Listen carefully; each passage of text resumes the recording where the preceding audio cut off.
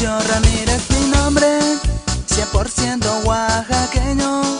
Soy mediano de estatura y amigo de los amigos.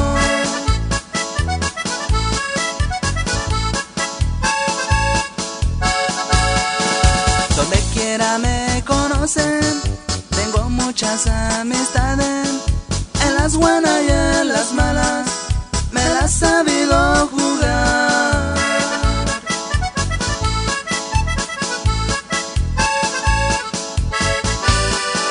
Me gusta ayudar a mi gente, lo digo de corazón. Hay muchos que a mí me estiman, porque si lo sé tratar.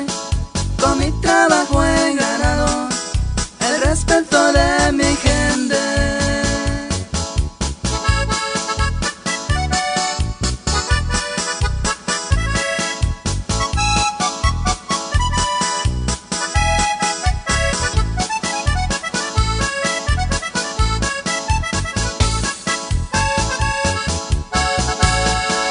Amigos que me conocen saben mi forma de ser.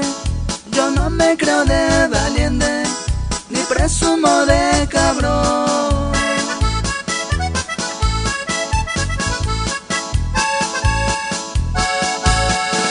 Yo soy hombre muy tranquilo, no me gustan los problemas. Así soy, así seré, mientras Dios me preste vida.